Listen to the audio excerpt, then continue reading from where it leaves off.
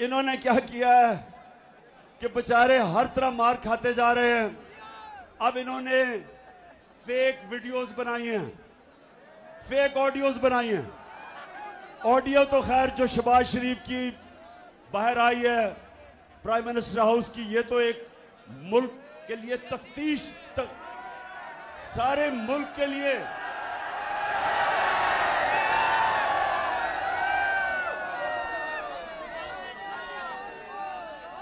ساری ملک کے لیے ایک ہمیں لمحہ فکر ہے کہ پرائم منسٹر سے جو اس کے ٹیلی فون وہ سارا لیک ہو گیا, دشمنوں کے پاس چلا گیا.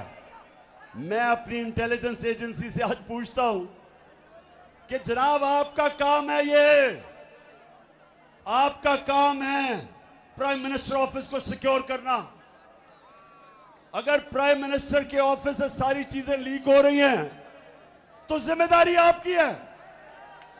آپ کو سمجھنا چاہیے کہ بجائے لوگوں کو ڈرائیں اور دھمکائیں اور وہ نامعلوم نمبروں سے ٹیلی فون جا کے لوگوں کو ڈرائیں, سوشل میڈیا کو لوگوں کو اٹھا دیں یا پولیٹیکل انجینئرنگ کریں, یہ آپ کا کام نہیں ہے.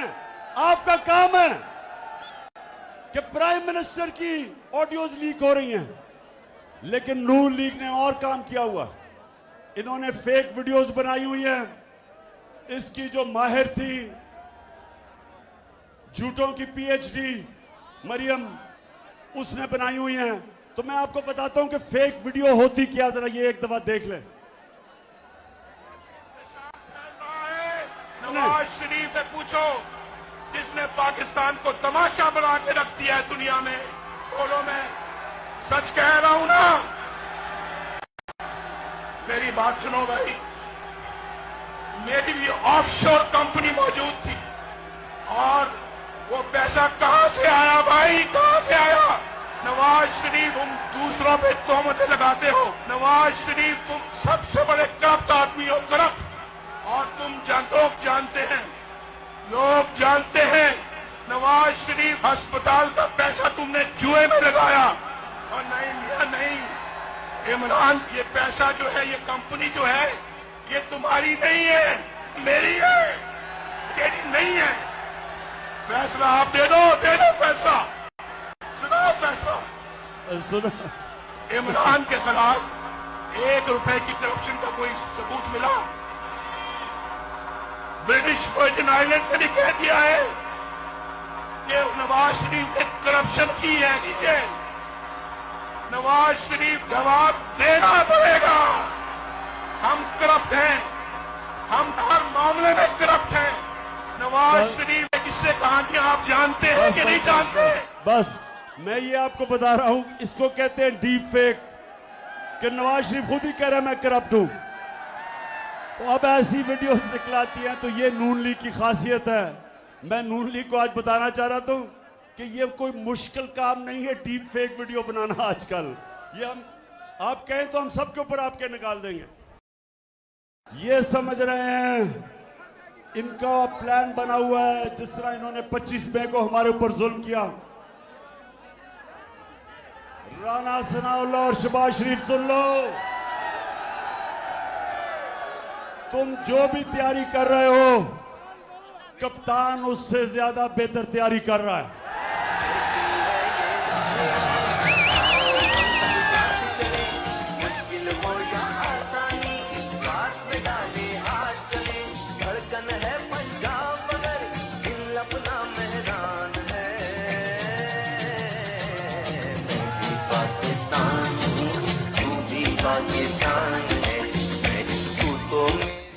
اچھا, تو میری جو پلاننگ ہے وہ بڑی سوچ سمجھ کے ہو رہی ہے. اس میں اسلام آباد کے اوپر مارچ تو اس کا ایک حصہ ہے, باقی بھی کپتان ایسی پلاننگ کر رہا ہے جو پاکستان کی تاریخ میں کبھی کسی نے نہیں کی. اور یہ میرا چیلنج ہے. رانا ثناءاللہ تم تو خیر ہو یہ قاتل اور مجرم, شہباز شریف تمہارے سے بزدل آدمی ہے ہی کوئی نہیں. تم پوری تیاری کر لو, तुम भी और तुम्हारे हैंडलर तैयारी कर लो। मैं आज आप सबके सामने कह रहा हूं कि जो कप्तान का प्लान है, जो कप्तान प्लान बना रहा है, जो भी प्लानिंग कर रहे हो वो फेल हो जाएगी। तुम नहीं रोक सकते। आप इलेक्शन करवाने पड़ेंगे। और कहती है मरियम, कहती जी नवाज शरीफ बहुत बड़ा कोई सियासतदान है। मैं तो इंतजार कर रहा हूं कि उसको पाकिस्तान आने दो। उसका इंशाल्लाह ऐसा इस्तकबाल होगा कि वो सारी जिंदगी वो भी याद रखेगा और हैंडलर भी याद रखेंगे, नून लीग भी याद रखेगी। लेकिन मैं ये चाहता हूं कि इलेक्शन हो, ये सारी जमातें एक तरफ, ये सब एक तरफ है। और मैं आपको आज इंशाअल्लाह अल्लाह पे मान रखते हुए आपको चैलेंज करता हूं कि आपने इलेक्शन कमीशन भी अपना रखा हुआ है। वो बदयानतदार सिकंदर सुल्तान से घटिया आदमी कोई नहीं जो तुम्हारा पूरा नौकरी कर रहा है, वो भी तुम्हारे साथ, सब तुम्हारे साथ है। तुम धांधली भी कर लो जिस तरह तुमने पंजाब के 20 बाई इलेक्शन में की थी, तुम धांधली भी कर लो। लेकिन आपके सामने वो कप्तान खड़ा है जो पाकिस्तान और हिंदुस्तान की क्रिकेट की तारीख का वाहिद कप्तान है, जिसने हिंदुस्तान में जाके उनके अंपायरों के बावजूद हिंदुस्तान को फेंटा लगा के आया था। हमारी आगे तबाही इसलिए कि मेरे नबी सल्लल्लाहु अलैहि वसल्लम और इंशाअल्लाह परसों हम बड़े शान और शौकत से 12 रबीउल अव्वल बनाएंगे। मेरे नबी सल्लल्लाहु अलैहि वसल्लम की शान में हम सेलिब्रेट करेंगे। उन्होंने कहा था कि वो कौमें जो छोटे चोरों को पकड़ में जेलों में डालती हैं और बड़े डाकुओं को नहीं पकड़ सकती, वो तबाह हो जाती है।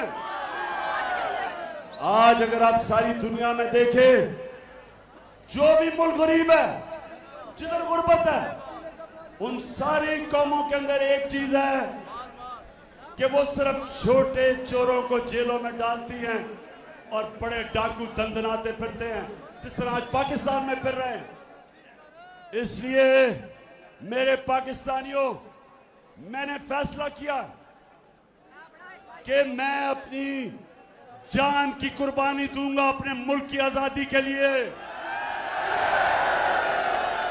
बड़े हमें डराते हैं जी, जेलों में डाल देंगे, हर दूसरे दिन जी फलाने को जेल में डाल देंगे या इमरान खान को जेलों में डालने। हमें जेलों में डालने से ना डराओ। अभी तो मैं जेल भरो तहरीक शुरू करने लगा हूं।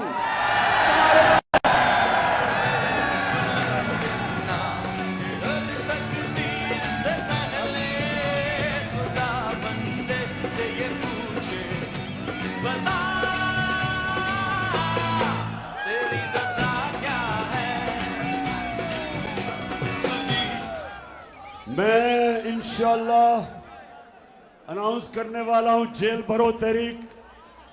हमने, तुम्हारे पास जेलों में तो 70,000 लोग आते हैं, यहां लाखों लोग तैयार हैं जेलों में डालने के लिए।